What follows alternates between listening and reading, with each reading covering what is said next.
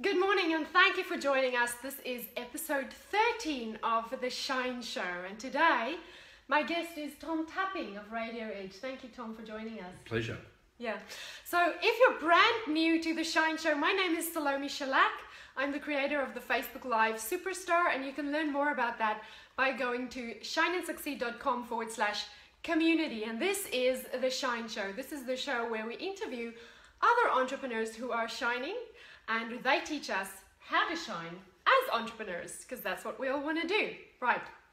So today, Tom is going to talk to us about how small business owners can use the power of radio to grow their brand. So welcome, Tom. Thank you very much for joining me. Pleasure. It's quite interesting being the other side of the interview for a change. It's quite novel, but good fun. Yeah, that's good, because you're used to being the interviewer. Yes. On radio. Yep. Yeah, Yes. good head for it apparently. Good. and this is your first time on Facebook Live? Yes, I'm a Facebook Live virgin. So. Fantastic. Well, there you go. It's every week the person I bring on is brand new to Facebook Live. So I'm very happy to pop Facebook Live cherries. Absolutely. Okay. So Tom, tell us a little bit about your background and how you got involved in creating radio stations for small business owners.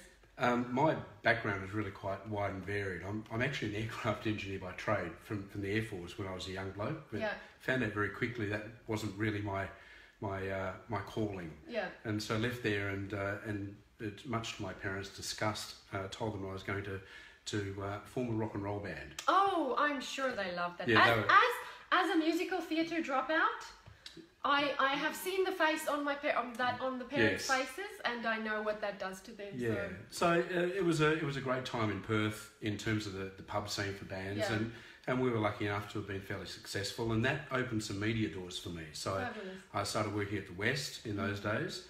And from there got exposed to some radio, and then years later got involved in television and right throughout, I was doing more study and that sort of thing as well, and just found that I was in and around media. Yeah. So it's been 28 years now, I think. Yeah. So it found you. Yeah, pretty much. Yeah. Oh, that's so good. And it's been very kind to me. It's been great fun and met some wonderful people. And it is great when you sort of can do something that you really enjoy. Yeah, that's right. It's really not like work at all. I know. I do it all day long. Yeah, exactly. Just go live on Facebook. I can do it all day long. Okay, so if we talk about radio, like I have to confess to you, when you and I first spoke, I said to you, look, Tom, I don't listen to the radio anymore because radio is not relevant to me. When I'm in the car, I'm listening to podcasts or I'm listening to audiobooks. Oh, hi, Yvette. Thank you for joining. You can see Yvette, she just joined us. Hi, She's live. Thank you for joining. So I don't listen to radio. I might try to catch Hamish and Andy if they're on. But it's podcasts or audiobooks for me. So in this age where it's all about, now we're producing video on our phones, right? Correct. We're producing video on our phones. We've got podcasts and books on demand in our pockets. How is radio still relevant? It's still relevant as a medium because effectively what's changed is because of smartphones in particular, but technology and also just generational change. How we consume media has changed. Most people don't go out and buy the paper anymore. They'll get their news online or from social media or whatever they do. So therefore we're seeing worldwide a trend where newspapers are closing and ceasing printing and putting more emphasis into their online presence. That's right. Television, we're seeing a difference in consumption. Free-to-air television, I don't know too many people that actually spend much time watching free-to-air television anymore. I can't remember the last time I watched it. Most people now, again, on demand, they'll go to Netflix or Stan or whatever it is. I have a belief that the Foxtel model is flawed. Yes, it's broken because they originally went to a subscription model, but then they introduced ads because of the amount of money they're spending on the rights for sporting stuff and everything else. Sporting, isn't it? That's actually what's prompted them to go, we need ads as well because we're not earning enough revenue. So I think, in my opinion, the way it's heading now, that the next two big television broadcasters in Australia, and we're seeing signs of it already, will actually be Telstra and Optus because they're already streaming content on their phones if you buy a phone off them, because they've saturated the market with phones now, so they can't sell more phones. So how else do they build their business? Well, that's interesting that you mentioned that, because in the States, Facebook has already done deals with big broadcasters over there of the big sporting events. Yes. That means that in the future, if you want to see if you want to watch the broadcast of your favourite game, where are you going to go? You're going to go and watch it on Facebook. Correct. And so the consumption has changed. In radio terms, we've seen a similar shift as well. So you've got Spotify, you've got iTunes, you've got podcasts, you've got all these other methods. And online radio is yet another one of those. Now with smartphones and technology the way it is, we're in a situation where if you are a 70s disco fan, you'll find 100 stations that's all they play. 70s disco, but this is so what you're talking about. If you're looking for a 70s disco, if you're a 70s disco fan and you're looking for a station, it's not a traditional station you're talking about. This is the station that, like, what you're running. Yeah. So basically, a streaming online station. So how is it station. different from me turning the knob in my car to listen to Hamish and Andy? How is what you're talking about different? Well, it's online only, so it's not on a terrestrial station. So you go to a website? Or through an app. I mean, we actually have apps built, so when a station is built, you can have your own app, and you encourage your customers to download the app, and you can do all sorts of push notification stuff and all sorts of clever things with an app, so you can listen to your favourite station. Or range of stations. In our case, we'll have one app that might have 20 or 30 stations on it, so you can take a choice. That consumption now, because of Bluetooth, because of smartphones, that can all be done just as easily. In fact, it's more accessible if you think about it. Your phone is more accessible than your car radio. Yes. Or the radio that you have plugged in, if you've still got one of those, the radio you've got plugged into the wall. Or a digital You plug radio. your phone into the radio anyway. Yeah. Wherever, like, if you're like me, I plug my phone into that radio back there, plug my phone into the car radio. Correct. We want to listen through our phones because our stuff is on the phone. Correct. The things we want to listen to. And so that's actually the concept of the station. So, like the 70s disco thing as an example, I mean, that's an interest group. I think part of the problem with the media, the mainstream media traditionally, has focused on demographics. And so they'll sit there and go, our demographic is, 50 plus, predominantly male, whatever it may be. And then they'll cover things like fishing and boating and camping and work and business, and they'll cover a whole range of topics that fall in the 50 plus male category. But interestingly enough, if you're a 50, and I know a little bit about 50 plus males because I am one, is that some of those things they're not the remotest bit of interest to me. Just because I'm in that demographic doesn't mean I have that interest. So just because you're 50 plus doesn't mean you go fishing. Correct. And if you're listening to the station and they've got a half an hour show on fishing, you got to sit through it or out you go. So whereas what we're working on is something I learned many years ago in marketing studies about psychographics, which is all about interest groups. So, for instance, we had a discussion the other day with someone about golf. Now, golf doesn't have a demographic. You can be male or female, you can be old or young, doesn't matter. But the commonality that those people have is that they like golf.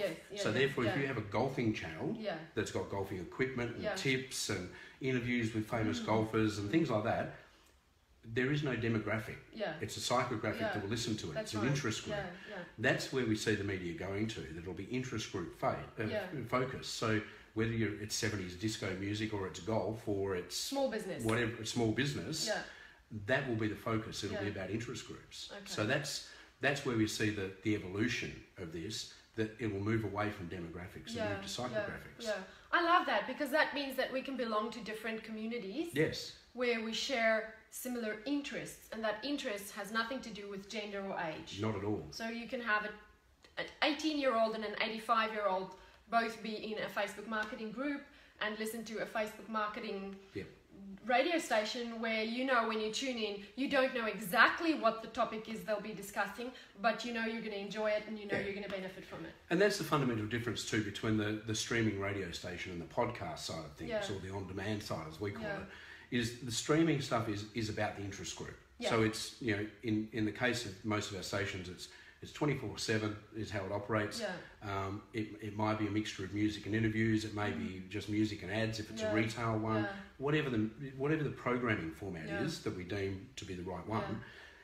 Whereas with, for instance, the business-based stations, those interviews, which are then just on rotation, but they've got a commonality about them. So for small business, those are then turned into podcasts, which you can then get on demand from websites, from social media, from iTunes, from whatever it may be. And I love the ability to repurpose that then. It's like what you've said is there's so much value in catching your favorite whoever talking about a topic on radio live when they're on, but then to be able to turn that into a podcast, because it can be turned into a podcast, and then the podcast again can be turned into little snippets that can go on Facebook or Instagram or wherever. And that again can be turned into a blog post. I know Social Media Examiner does this. They do a written version and an auditory version of the same blog post. So there are 100 different ways that they can then repurpose the content that they create. Well, we're certainly advanced with discussions with a national newspaper, for instance, about doing exactly that. So we'll do interviews with business people and transpose those into written articles, which will then appear in a national business newspaper. So you're using the same piece of content over and over, and you guys benefit and the guest benefit, because the guest gets to reuse that content as well. Well, the other thing is even with the media outlet, they're benefiting because at the moment, we're seeing mass redundancies and everything else. So all of a sudden they're getting content, then they're not having to write. That's right, because in the past it was all up to the journalists to come up with content. But now everyone with a smartphone is a content creator. Correct. And so it's time that these the big guys, the big kahunas in the media, that they kind of get on board with the fact that everybody's a content creator. Well, and there are people who create fabulous content that the big guys, the big media outlets can then just repurpose. Well, the big media outlets have some substantial problems. One is, the model is broken. As we talked about with TV, Netflix and Stan, has shown that people want what they want when they want it, and they're prepared to pay for it. And so they don't want the ads, and they don't want the competitive programming. Part of the problem that particularly radio and TV has is they don't program for the consumer. They program to compete with each other, which is why we have a renovation program on one network and a renovation program on another network. It's simply to split the market. It's not about catering for the market. That's right. It's just to split it so that one doesn't get a distinct advantage over the other. Radio sort of does the same thing with its ad breaks at the same time, and the news on the hour, and the crew of 3 people that do breakfast every morning. And they're all the same, because that way then all they're going to do is split the market. That's right. And so no one's willing to actually go out on a limb and go, we're going to do something different. And I think that's a flawed model. And then what they've tried to do is take what is the traditional model, which is the content is a cost, and then the ads are placed there to pay for the content. They've tried to pick that up and put it online, and the online market has gone, we're not interested. Yeah, that doesn't work because we don't want ads when we go online, or we ignore the ads, or we put ad blockers up. Or we want ads that are relevant to us. That's right. Which, Facebook has been clever with that. That's where Facebook is really clever with that. It's giving us stuff but the good marketer is able to create stories that look like the entertainment we're consuming, and that make the consumer the hero of that story. And that's where it can build really strong social connections and strong emotional connections, which is way different from the 1995, okay, now it's ad break, buy my stuff, buy my stuff for 3 minutes, and then we're back on our story. I heard a phrase used for the first time only recently called native advertising. And that's exactly what that is. And it's sort of, it's informational as opposed to, I'm selling one of these for $95. Exactly. It's about putting someone in the shoes of being the hero of whatever, using your product or service. Okay, so I love that that this is changing and that radio is coming on board too, because I'm all about video and I'm all about that, but radio, because like I'm very auditory and I love my podcasts and I love my audiobooks, but it's nice to know that radio's coming on board with this as well, because I think there's it's another version of that. Sometimes I go through my 3 favorite podcasts and I've listened to all the episodes, and there isn't going to be one for another week, and then I go to my audiobooks and I go, but I'm just not feeling like I just want to relax and you know, and that's where the 70s disco, like if I can if have, that's what you're into, if yeah. it's 70s, for me it will probably be, my husband says, suicide music. You know, it might be Andrea Bocelli channel, but you know, it's my choice, and I can listen to what I want. That's how I relax. Absolutely. So how do small business owners, let's pretend for a moment I'm a small business owner in Perth, and I want to be heard on radio. I want to build my brand on radio. I want to build my business. So I'm now actually remembering 2 years ago when I started my business. Mm-hmm. I heard that I need to be writing press releases. Yes. And I need to know exactly how to write a press release. And then I have to have the contacts of the journalists to send it to them. Mm-hmm. And I have to get the email in their inbox at exactly the right time when they're looking for, like I'm going to know that. Yeah. Like all of that stuff. And hope that it's a quiet news day. And hope that it's a quiet news day, like that, you know, someone's not doing something weird. And then hope and wish and pray that someone picks up my press release that I wrote and, you know, wants to interview me on their station or their, but I mean, and it just overwhelmed me. I just went, so there's many no ifs. way. Yeah, And equally, if you do happen to get an article in a local paper or get a radio interview or anything like that, the fact is they're only going to do it once. That's right. It's there and it's gone. Yeah. And so that doesn't build a brand at all. It builds a little bit of temporary awareness maybe, and it's a nice thing to show your friends. Yeah. But that's about all it does. That's right. Yeah. You can use the icon of the publication for the rest of your life, but you know, it works for social proof, but how much of that audience did actually tune in? Absolutely. So how can a small business owner who feels overwhelmed with this idea of trying to even start being featured by mainstream media, how can they get involved in stations like what you're running? It's called on-demand stations? Streaming stations. Well, as an example, you know, we work pretty closely in providing a product with District 32, which is a very well-known... just explain what District 32 is. Well, they're a marketing cooperative, as they call themselves. Okay. Growing really well. Great bunch of people. So Dean and Lorraine run that. Yeah. And it just brings people together. It's much more... There's a networking component to it. Yes. But what they do is bring businesses together that want to do business with other businesses in particular. They build a community. Yeah. And it's growing really well. So we work with them to build their station. So it's actually District 32 Radio. Yeah. So it's their brand, their station. Yeah. You know, we sit behind the scenes and help them run it and all that sort of thing and facilitate it because that's our background, but it's their brand and their station. Yeah. And so their content, so if they for instance wanted to play their favourite Dolly Parton song over and over and over again. Which sometimes you do. Which we'd advise strongly against. Nothing against Dolly Parton. No, but you just don't want it all the time. But we'd advise against it. But if that's what they want to do, they could do that. Yeah. But so we have some music content. Yeah. But more importantly, what happens is they bring both their clients and their non-clients. Yeah. So that it's open to the market as well. Yeah. To come in, do short interviews, 7 to 10 minute interviews that are either profile pieces to help sort of identify who the person is, what their business is about and that sort of thing, or get more into the nuts and bolts of running a business. So what sort of experiences have you had, what successes, what failures, which are great stories. How did you face this challenge? Why do you do what you do? All those sorts of things to build that trust and rapport with the market. And to build that community where we just learn from each other. Yeah. And so, their station has been running for a couple of months now and the numbers are great and the feedback's been terrific. And so consequently, small business that wouldn't have a hope in getting on mainstream media all of a sudden has a voice. But in particular with the District 32 one, I mean, that's designed specifically business to business, which is a tough market as well because really there's very few outlets that actually allow businesses to deal with other businesses. Mainstream media is really designed business to consumer. That's right. Yeah. Which is why it's got the mass market and why it costs so much. Yes.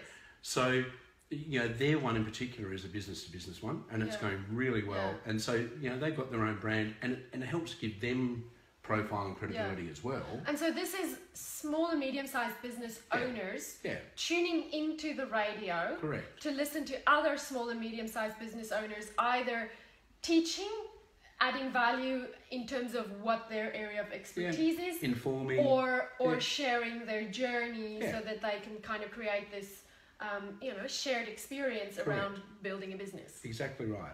And so it's not designed to be all things to all people. Yeah. Their station is particularly business to business, and it's information and it's education and it's advice and it's tips and things like that. So that's one type of station. Yeah. We're launching a new one which will be more startup and tech and innovation focused. Okay. That's going to be pretty exciting because Perth certainly is doing really well in that market in terms of there's some really exciting opportunities and ventures being launched in Perth. Okay. In this whole new ideas sort of phase that we're in, and so consequently having a focus on that sort of innovation and technology side of things will be really good. So businesses that are in that market.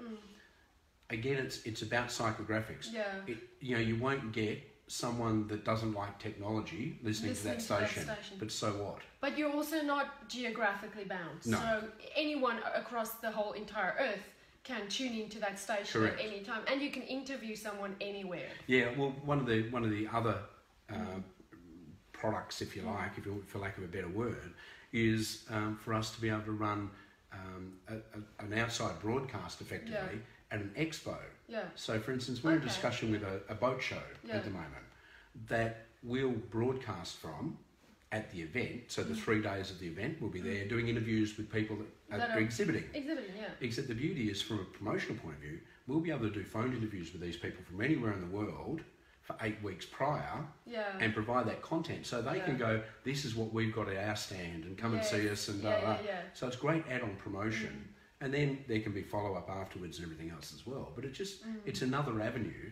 But it's a really low-cost avenue and it's really effective. It's got massive reach, as you said. It's got worldwide reach if you want. But the other beauty is that we're also looking at retail models, for instance. And retail business is interesting because traditionally they have spent a lot of money on radio, television and press. And yet everyone knows that their retail store has this, let's say 3 to 5 kilometre catchment area. Yes. Yeah. So if you've got a shop in Joondalup, you're paying for the circulation in the paper to go right throughout, in this case, West Australia, as opposed, or even just the metro area. Whereas your market is just around Joondalup. So we'll be running stations which are focused around areas, even though it's on the biggest platform there is, being the World Wide Web. It'll actually be focused, and its content will all be, say, for instance, Joondalup focused. And that makes it relevant. That makes it, that is why people tune in, because it is relevant. If I'm going to be spending my Friday in the mall, for example, I want to know that whatever shop has jeans on special when I'm going to buy jeans. And equally, in terms of that community focus, there can be information on the station about sporting events or fundraising events or entertainment and stuff just in that area. So you're not trying to be all things to all people. You're saying, this is our community, this is what's happening with it, and it all engages with the consumer and the business, brings it all together. Fantastic. So that's another model we're running as well. So is this what you're doing, is this available worldwide? Are there other places? Because I have some viewers in the States and some in Canada and the UK and South Africa, and can they Google streaming stations and look up who their local streaming agent or streaming radio station is? Well, there's not many people that actually provide the service. And what we're using, I suppose, is our expertise and knowledge to go, this is how you program it well, this is how you run it, this is how you make it operate. We're currently working with a, and this one came out of the blue, it was quite funny really, was a religious group in Arizona contacted us a week or so ago to say, we found you on Google and we're wanting to run a radio station that's focused obviously on their religious stuff and everything else, but we can't find anyone that can help us run it. Okay. And so we're likely, we're still in discussion, but it looks like we'll run an Arizona-based religion station out of Perth, Western Australia. Fantastic. Which is just bizarre, really. But it shows just how small the world's become. But it also shows that there's a market for it. Yes. There are people who want this niche, and I love the example you use, because I have friends in South Africa who run their own streaming station, and they've been doing it for probably, on 2 years maybe, I think.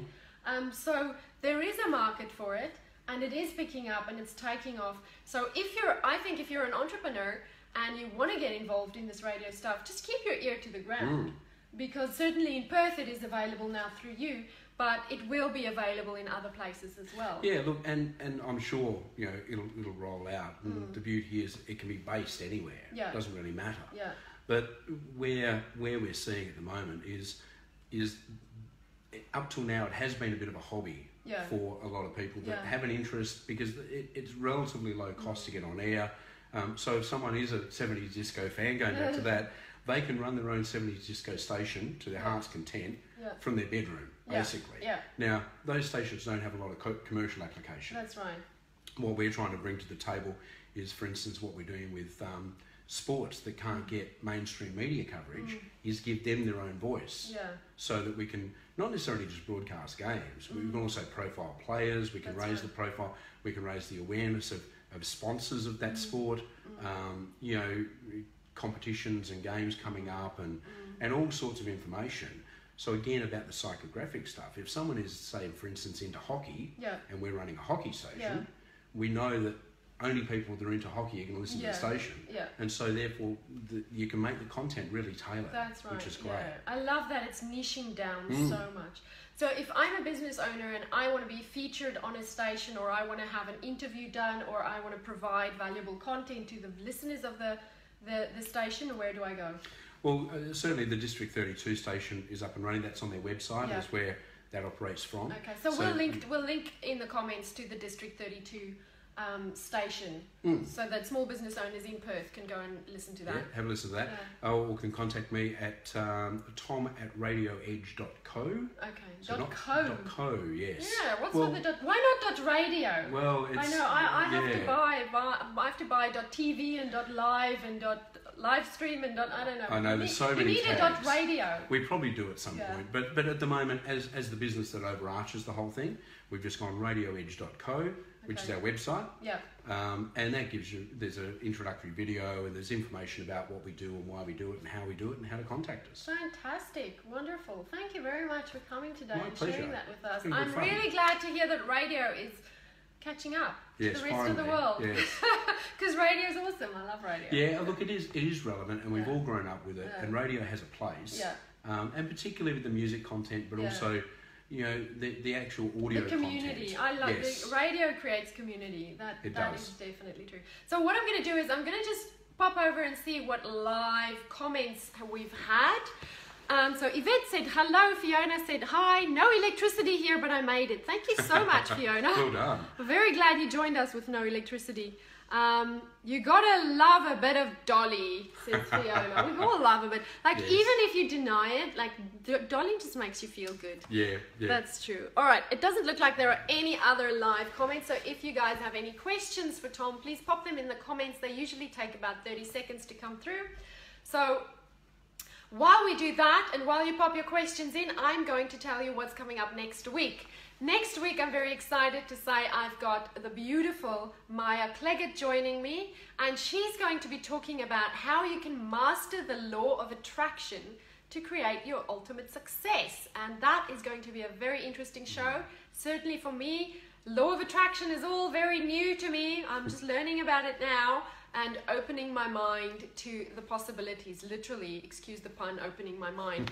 And you'll find out more about that next week from Maya. So Fiona says, thank you very much. It's been very informative. So Excellent. Thank you, Fiona. thank you very much to everybody who joined us live. And if you've watched this on the replay, thank you very much. If you find this valuable and you love this video, please go ahead and share it with your followers or your friends. Or if you know someone specifically who needs to hear this message today, tag them in the comments. And please keep your comments and your questions coming. Both Tom and I keep our eye on them for the next week to make sure that we answer your questions and your comments. Thank you very much, Tom. I appreciate you taking the time to be here. My pleasure. It's been great. Thank you for your time. It's wonderful. I'm very glad you've now been on Facebook Live. Yes. Now you can add that. Check. Absolutely. Another tick. Great. Yvette says thank you very much. So Pleasure. thank you. Thank you. Thank you, Tom. And I will see you guys again next week, 12 p.m, same time, same place for the Shine Show episode 14 with Maya Cleggett. See you guys. Have a nice weekend. Bye.